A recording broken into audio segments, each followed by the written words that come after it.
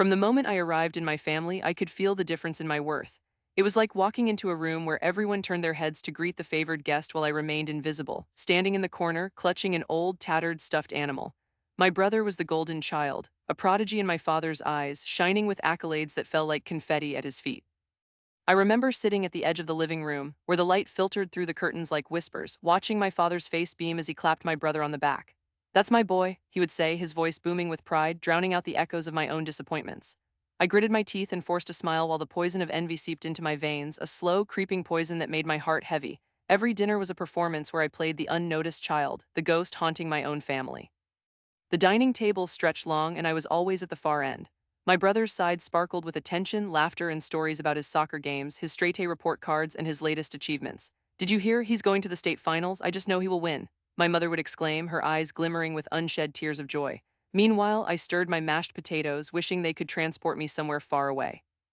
I longed to be part of those conversations, to be noticed, but it was as if I were wrapped in shadows, always slipping further into the background. One particular evening, after my brother had come home with yet another trophy, a shining testament to his prowess on the soccer field, I offered up my own news.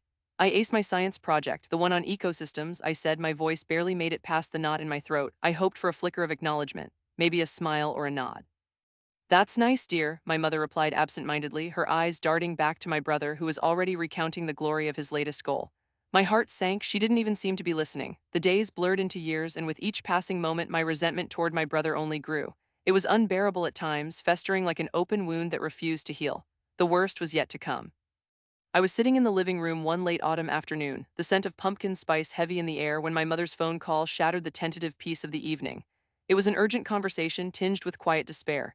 The tension wrapped around me like a fog, thick and suffocating, but I couldn't ignore it. My mother hung up, her body sagging like a wilting flower. I leaned closer, my heart racing with annoying anxiety. "What happened?"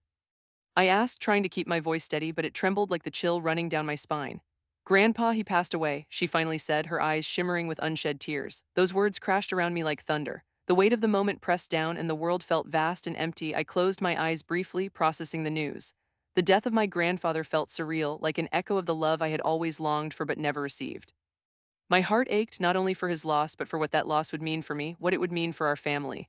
I watched my mother wipe her eyes, the remnants of a tear trailing down her cheek, and a new wave of bitterness rose within me. At that moment, it was impossible to hide my anger any longer. I knew what was coming next. I could almost taste the injustice that was about to unfold.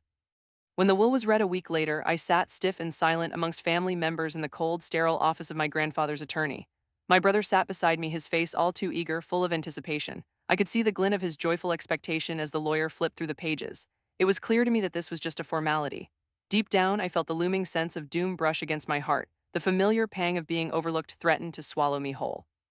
"As per the wishes of the deceased," the attorney began, his voice smooth but slightly robotic, "the estate of Mr. Brooks, valued at $500,000, is to be inherited by his oldest grandson." Those words sat heavily in the air, suffocating me. I felt my breath hitch in my throat as if I were trapped beneath the weight of 1,000 heartbreaks. My brother's face lit up with uncontainable glee, the flickering candles of opportunity dancing in his eyes, while I sat like a stone statue, frozen, every heartbeat echoing with resentment. "Wow, can you believe it?" my brother exclaimed, turning to my parents, his eyes wide with excitement. "I cannot wait to renovate the estate. It is such a beautiful property." He practically bounced in his seat, fingers drumming against the armrest as if he couldn't hold in his elation. My parents looked on, their faces flushed with pride. I could feel their love for him radiate like heat, and in that moment an icy chill enveloped me. What was I supposed to do? I was the invisible daughter, always on the sidelines, always cheering but never receiving any accolades. I clenched my jaw, staving off the tidal wave of anger that threatened to overwhelm me. I should have been happy for him. Deep down, I wanted to be happy for him, but every fiber of my being was drowning in the bitterness of disregarded love. This wasn't just about the money or the property. It was about everything I had lost, the warmth of the family I had yearned for, and the validation I had craved. I glanced at my brother, who was already daydreaming about painting the walls in bright colors and hosting endless parties in the sprawling garden. I could almost hear the laughter, feel the joy bubbling up from those moments. It was too much. When the reading was complete, I felt the eyes of my family turn toward me, and it was as if they expected me to join in the celebration. "Ella, aren't you excited?" my mother asked, her face a mask of confusion, clearly unsure of how to reconcile my silence.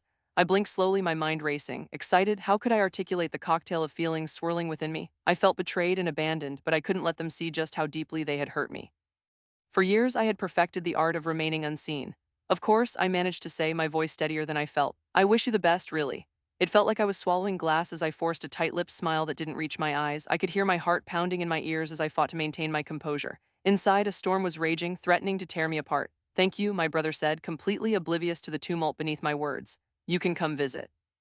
We are going to make it so nice." His enthusiasm struck me like an arrow aimed straight at the chasm of my heart. I wanted to scream, "You don't get it, I will never belong there."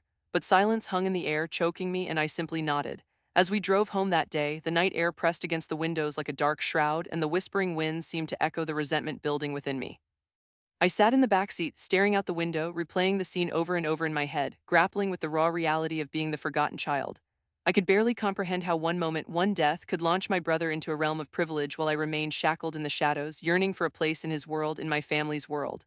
The bitterness felt like a heavy stone in my stomach, telling me that this was far from over. I could feel the resolve forming inside me, a seed planted in the fertile ground of resentment that would one day blossom into something powerful. Back at home, I chose my usual spot at the dining table, an empty space that felt more expansive than it ever had. I watched my family from the corner of my eye as they buzzed with excitement over the plans for the estate, my brother animatedly discussing renovations and visions of a future filled with newfound privilege. They were only half aware of my presence, the conversations flowing over me like waves crashing against a rock. The seeds of revenge had been sown, and slowly, carefully, I would cultivate them into something that would finally ignite the attention I so desperately craved. Perhaps this was my moment to shift the course of my story, to reclaim the identity that had been stripped away from me without consent. The very thought sent chills down my spine, electrifying my spirit. In that tiny, dark space at the table, I made a silent promise to myself. This would not be the end of my tale. No, I would not remain the invisible daughter forever. The world would know my name and hear my story, even if I had to forge it out of the ashes of their disregard. I sat on the edge of my bed, my heart pounded with a mix of hope and anxiety as I waited for my mother to come home. The faint sounds of laughter and music floated through the open window, reminding me of the ecstatic gatherings my brother threw just a few doors down. Each infectious burst of laughter from his direction felt like another dart hitting my heart. It was hard to breathe. I needed to talk to her. I needed to know why they had both decided to turn their backs on me. Did she not see how I was being ignored? Could she not hear my silent cries for help? Mom walked into the room, her hair glistening from the fading sunlight. She wore her usual friendly smile, the kind that was supposed to soothe but right then felt like a mask, concealing an icy truth. "Hey there, sweetheart," she said, pulling me in for a quick hug. "How was your day? Did you get a chance to look at any job postings?" She had a way of easing right into the mundane, letting my problems slip right past her. Not really," I mumbled, not wanting to discuss my fruitless job search. My eyes drifted to the ground where my tangled thoughts seemed to take shape. "Actually, Mom, I was wondering," I hesitated, searching for the right words. Why is he always the one getting all the attention?" Her expression shifted as she sat down, the warmth of her smile fading. "Oh, Jason, he's just so talented," she said, her voice holding that familiar note of admiration. "Did you see his new car? Stunning, isn't it? He worked so hard." The air thickened with a tension that wrapped around me like a suffocating blanket. "Yeah, I saw it," I replied, my voice a whisper. The glossy red paint sparkled like a taunt against my ever-dimming aspirations. "But what about me? I graduated just like he did. I thought you might have some pride in me too." Her gaze softened, but her response cut deeper than I could have imagined. "Oh, sweetie, I am proud of you. You're just still finding your way." She reached out to touch my arm, and I could feel the warmth radiating from her palm, but the sting of her words left me cold. "But honey, it's hard to get noticed when you're not doing anything extraordinary like Jason." "Extraordinary?" I felt my throat constrict as I spoke, the word tasting bitter on my tongue. "Going into debt for a flashy car and throwing parties isn't extraordinary, it's reckless." My chest tightened with frustration. "Mom, I feel like I'm standing in the shadows while you all light up the whole room." She sighed, shaking her head as if combating a stubborn thought. "No one means to ignore you. Your father and I want what is best for all of you. You just need to try a little harder." "Try harder?" I shot back, the heat racing to my face. "I have been trying. I've dedicated my life to my studies, and even now I'm studying for interviews. Do you even see me trying?" I sniffed, choking back a wave of humiliation.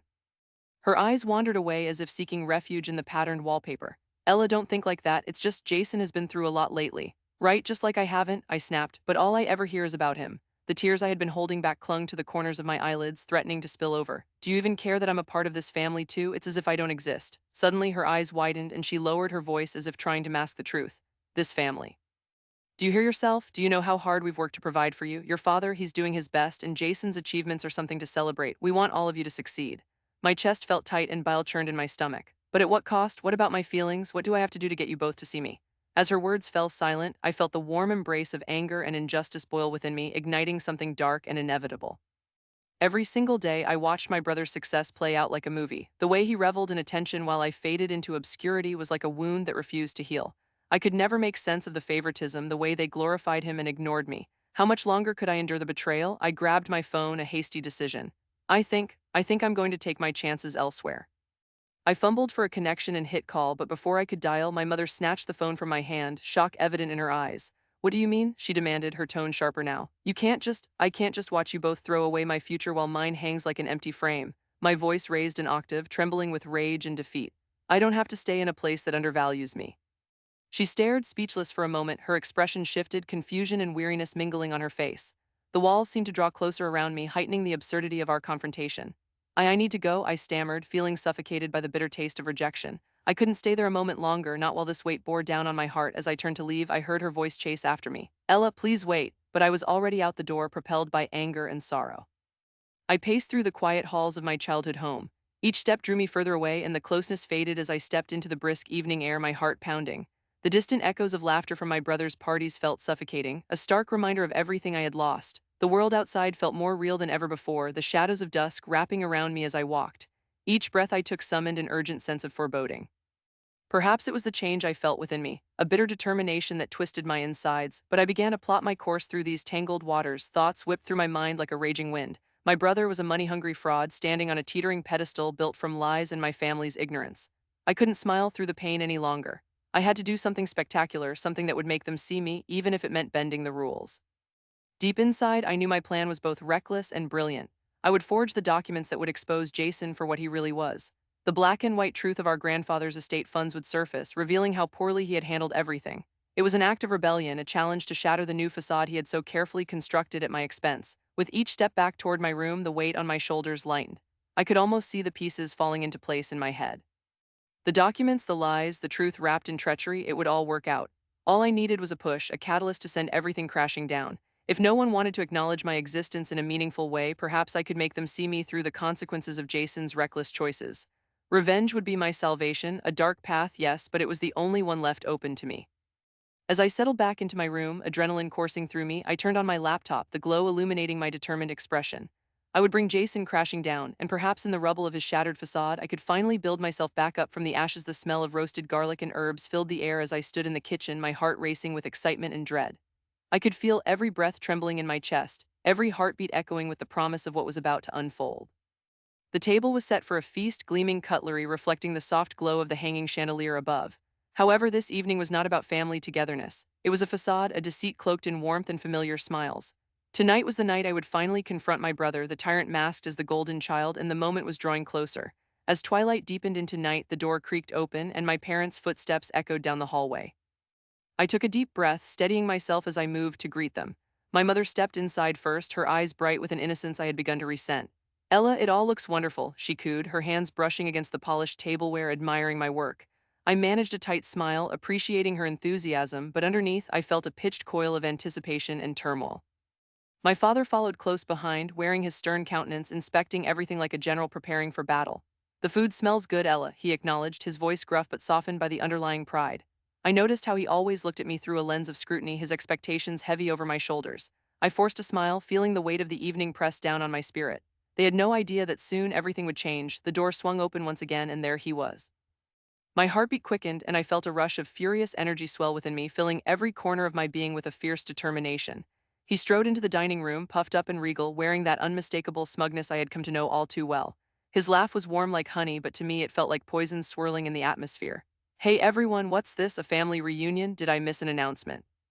His tone was mocking, that ever-present arrogance leaking through his easy smile. We just thought it would be nice to gather, I responded, keeping my voice steady though my insides were trembling. He turned to me with a glimmer of amusement in his eyes, and for a brief moment I felt the thrill of revenge pulsate through my veins, equal parts fear and exhilaration. Nice to see you could finally play hostess, Ella, he replied, his laughter echoing, taunting, drawing my parents' attention back to him. I watched their faces light up at his presence before I swiftly stole the moment away, pushing the heated rush of resentment back down deep. Dinner proceeded with slow, awkward conversations, punctuated by forced laughter and strained interactions. The atmosphere grew heavier as I kept glancing at the documents I had secured, hidden away in my pocket like explosive secrets waiting to be unleashed. My heart raced with anticipation, a storm brewing beneath the surface, both exhilarated and terrified at the prospect of what would come next.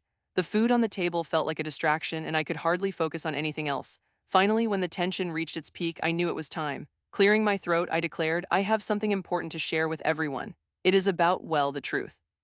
My heart drummed in my ears, and I watched as my brother's demeanor shifted, the amusement fading as he tilted his head slightly, eyeing me with both curiosity and wariness.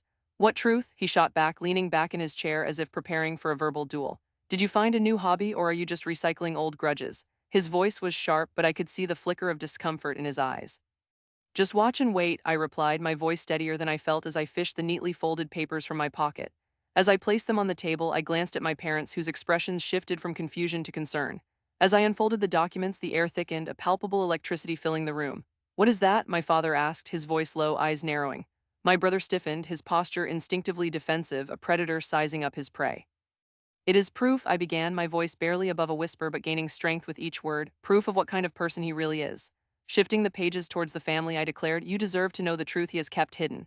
What the hell are you talking about? My brother said, his voice sharp as if he was struggling to keep control. This is just more of your childish revenge tactics. You are ridiculous, Ella. Why would I ever care about whatever you have there? But there was fear creeping into his voice, a hint of vulnerability to his bravado.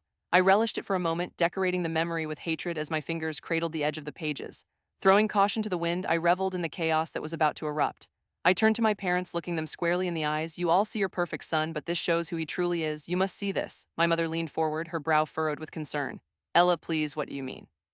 What are these documents? It's everything he has done, I urged, ignoring the quiver in my voice. How he has betrayed this family. This is not just revenge, it is justice. With trembling fingers, I laid the documents flat on the table. The sound of the paper crackling broke the heavy silence, and all eyes turned to my brother, watching him squirm.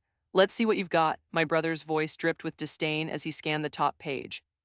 But confusion quickly morphed into disbelief as he read the contents, his eyes darting rapidly over the words. It's all lies. I don't know how you forged these. You are pathetic, Ella. He jumped to his feet, knocking his chair to the ground with a loud crash, his face flushing with anger and humiliation. No, it is not a lie. It is the truth. I could feel the wave of emotions crashing over me, the euphoric high of finally having the upper hand after so many years of him hiding behind his golden boy facade.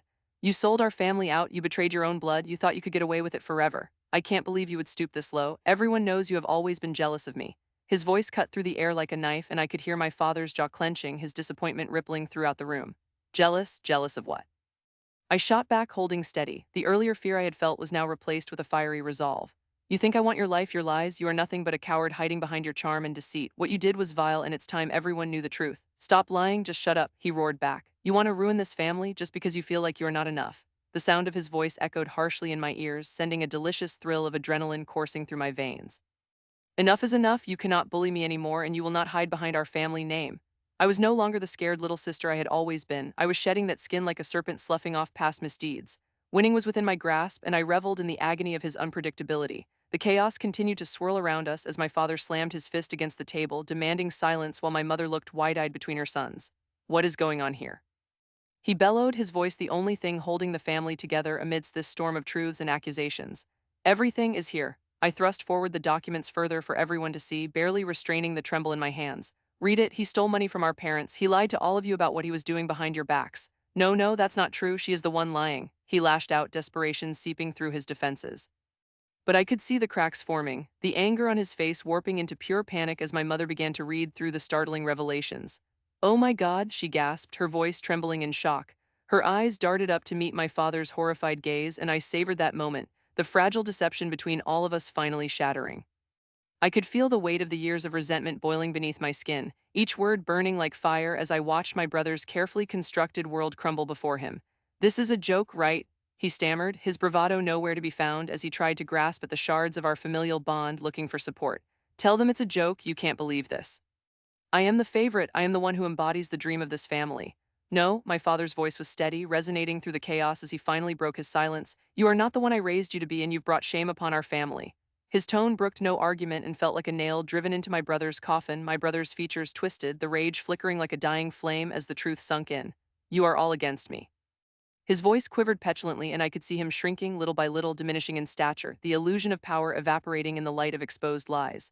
I am not against you. This was your doing. You brought this on yourself. I pressed on, the surging tides of vindication pushing me further. An electrifying silence fell across the room, and I felt the rush of adrenaline coursing through my veins, feeling triumphant and raw, standing tall in the aftermath of chaos. Watching as my brother's mask shattered, I finally tasted the freedom I craved for so long, the sweet taste of revenge harmonizing with the bittersweet pangs of family loss. I was no longer afraid. The world seemed to shift on its axis the moment that confrontation took place. I can still recall the intensity in the air, how it felt almost electric, crackling with unsaid words and repressed feelings. My brother's face had been a mask of surprise, then fury. As I stood there, my heart racing, I felt a new strength in myself that I had never known before.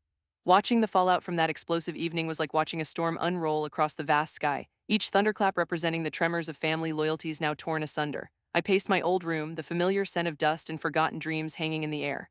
My childhood walls still draped with faded posters of bands I loved, remnants of a girl who was once quiet and overlooked. Now I moved through that space with purpose. I was no longer a ghost haunting my own life. My brother had been so sure of himself, so confident in his ability to charm, to manipulate. But now there was a crack in his polished facade, and I reveled in it, feeling a warmth spread in my chest. The day after our confrontation, news of his blunders emerged like weeds through pavement. Whispers of mismanagement and betrayal sent ripples through the community, and I could hardly suppress a smile as I heard the murmurs at work. "Did you hear about him? He really messed up this time. Aren't you worried that it'll come back to you?" my coworker Lisa asked, her brow slightly furrowed as she passed by my desk. I looked up, steadying myself. "Not one bit," I replied, my voice more confident than I felt. I could hear the disbelief layering her tone. "You're not worried that he might pull you down with him?" she pressed, glancing at me sideways. "Not at all, Lisa, you don't understand. He's not only dragging himself down, he's digging his own grave," and I simply pointed out the truth. I said, the taste of redemption sweeter than any dessert I could remember. In that moment, I believed every word that came out of my mouth. Back home, the tension crackled like static electricity. My father, who had always idolized my brother, had turned his gaze to me, something I had craved for so long. He walked into the kitchen where I was rinsing dishes, steam swirling around as though to hide my smiling face. "Ella," he said, his voice solemn, but I could hear the appreciation in his tone. "I can't say I fully understand your actions the other night, but I see you now. It took guts to confront him like that." "I just told the truth, Dad. What he had been doing wasn't right," I said, drying my hands on a dish towel, trying to keep my voice steady as warmth flooded through me. "He was the golden child," he said, shaking his head as if trying to shake out the memories attached to his son. "You were always the quiet one." His voice trailed off, the silence heavy between us. I wanted to say, "You neglected me, you both neglected me." But instead, I found a fragile truce. "Maybe it's time you saw me for who I really am, Dad." He rubbed the back of his neck, a habitual gesture of his when he felt awkward. "You're more like your mother than I wanted to admit. She always had that flame in her, that fire in her belly. I see it in you now." I wanted to cry, to let the tears slip down my cheeks, but I held them back, the momentum of my victory keeping the walls strong. Later, I could hear muffled arguments between my parents, two voices entangled in a dance of love and frustration. My mother, caught in the crossfire of her own disappointments, struggled to reconcile her affections for both of us. I could imagine her despair, the pain of loving two conflicting parts of her heart. "You can't just abandon him," I heard her say, desperation lacing her words. "You don't understand, he's ruining everything." My father's voice was tight, filled with years of repression now boiling to the surface. I couldn't help but feel a pang of sympathy for her, knowing she was caught in a storm of loyalty, struggling to cut through the illusions and lies. That night I lay in my bed staring at the ceiling, the weight of my family's dynamics shifting like the sands of an hourglass. I could finally see my parents' flaws, the clinging to their favorite, the ignorance to my pain. In that clarity, I took a deep breath, the air cool against my skin. The next day, I decided to visit my brother. I needed closure for myself, but also to confront the last vestiges of doubt that hovered like shadows in my heart. He'd wallowed in his arrogance for far too long, and now, with the landscape altered so dramatically, it was time for a face-to-face confrontation. His apartment was eerily quiet when I arrived, the door slightly ajar. I knocked lightly, half wanting him to ignore me, half hoping he would step into the light and face me. After a long pause, he opened the door, his face pale, a shadow of the man I used to look up to. "What do you want?" he asked, irritation flickering in his eyes. "To gloat, to rub it in?" "No, not at all," I said, my voice surprisingly steady as the bitterness that had clung to me slowly fell away. "I just wanted to talk." "Talk? What is there to talk about? I have nothing left. I've lost everything because of you." The anger coursed through him, tightened his fists. I braced myself, pushing down the urge to retreat. "I didn't force you to make those choices," I replied, trying to keep my tone even. "You had the chance to do right by the family, but you squandered it. I'm not sorry for seeing the truth." "Truth? You think you know the truth?" He stepped closer, his eyes narrowing. "You have no idea what I have sacrificed for this family. You have been living in my shadow, trying to find a way to step out, and now you have. Congratulations." "At what cost?" "At the cost of the person I was," I countered, stepping forward. "You turned our family into a battlefield. You had everyone convinced you could do no wrong, but there was a reckoning, and in the aftermath, I found myself standing taller than you ever imagined." His face contorted, caught between disbelief and fury. "I had everything. I was the one they looked up to. I was the one who spent years being overlooked," I said, every word pulling me deeper into this confrontation. "You made mistakes, and I won't let those mistakes define me anymore, not when I can see the real you clearly now." For a moment we stared at each other, words hanging unspoken in the charged atmosphere. The silence pulsed, thick and heavy, as though the air itself had shifted. "I didn't mean for it to happen, you have to believe me," he finally said, his voice quaking. I thought I was doing what was best." "What was best for whom?" I spat back, feeling the fire rise in me again. "Only you." And now everyone else is paying the price for your arrogance. Enough, he said, raising a hand, desperation flaring in his eyes. You don't understand. Then help me understand, I replied, softness creeping into my voice, the fire slowly cauterizing into something manageable. Isn't that what family is supposed to do? In that moment, I didn't expect to feel pity, but as I looked at him, I felt a flicker of something akin to sympathy.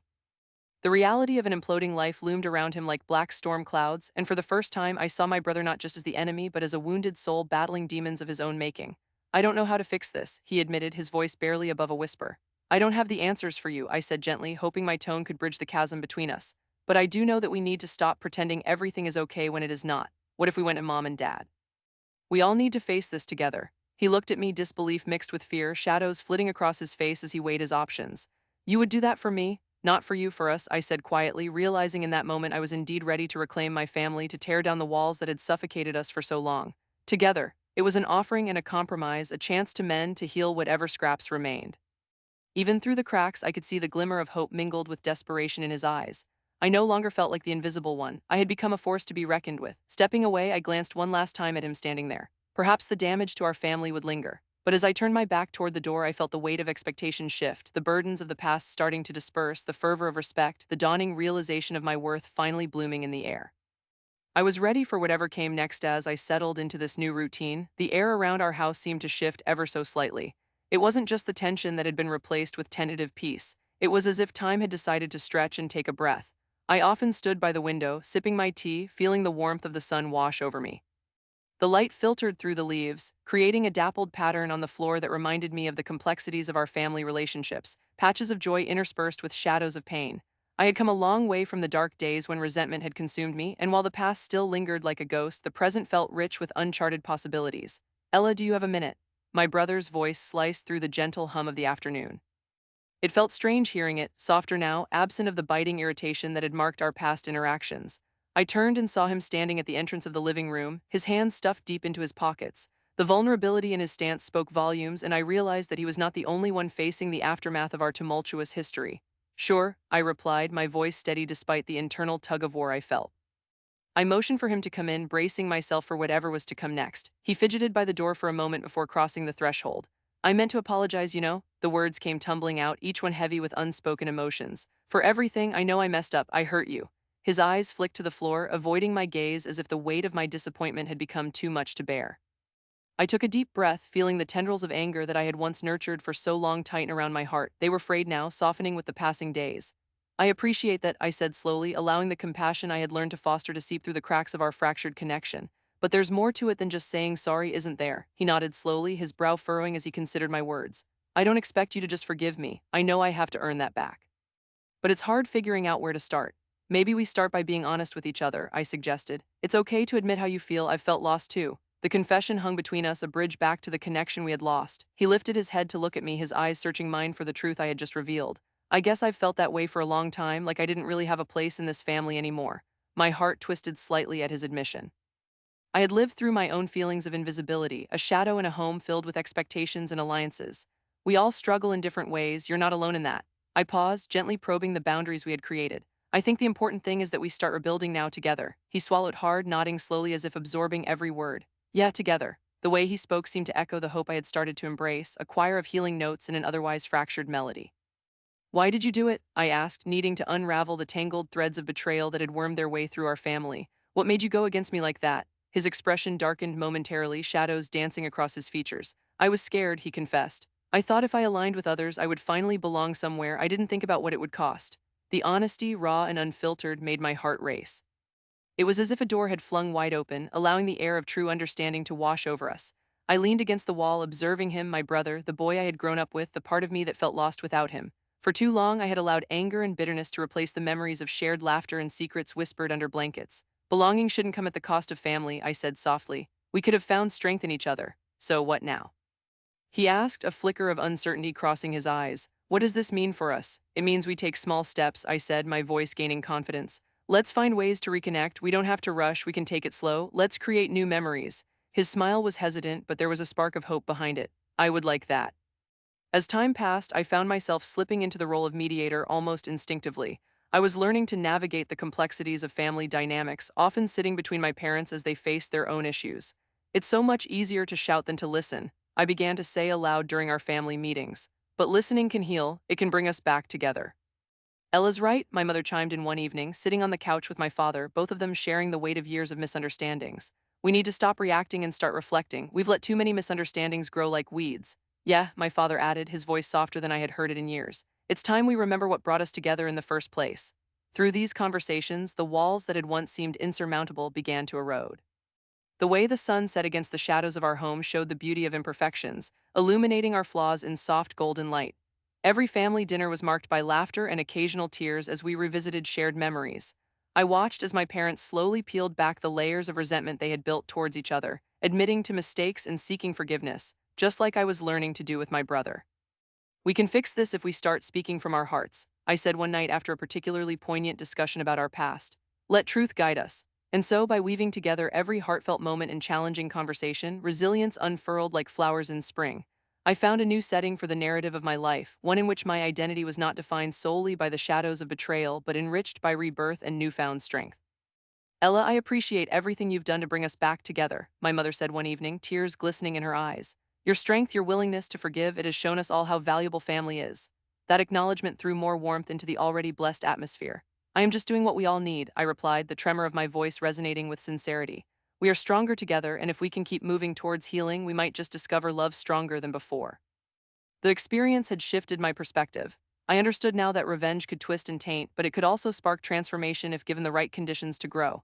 That realization made me feel powerful in ways I hadn't anticipated. What I had once perceived as a dark weapon had transformed into a tool of enlightenment, giving me clarity about what truly mattered.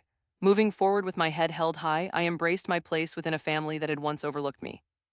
There were still scars, of course, some would fade while others remained, reminders of the journey we had taken through anguish and betrayal. Yet each one was a testament to our perseverance and willingness to wrestle with our truths. Mom, Dad, how about we plan a family trip? I proposed one evening as we sat around the table sharing another meal. I think it would be a great way for us to create new memories. My father nodded thoughtfully, the glimmer of nostalgia in his eyes. That sounds wonderful. Somewhere we can all relax and be ourselves. What about the lake? My brother piped up. We used to love going there during the summer. Like old times? I asked, feeling excitement bubbling up. Just like old times, he replied, a smile breaking through. With every shared plan, we laid the foundations for something beautiful and authentic, a family reborn from the ashes of betrayal. As I looked at their eager faces, I realized that even through the cracks, love has a way of shining through. It requires patience and humility, but the rewards are immeasurable. Together, we would build a future where healing thrived, nurtured in the shared soil of our past. I had learned to turn my most painful experiences into a source of empowerment, and in doing so, had crafted a life that glittered with hope. My family still had the potential to heal, and I would be there to stand witness to that transformation, walking forward not alone, but as part of a family that was learning to rise anew.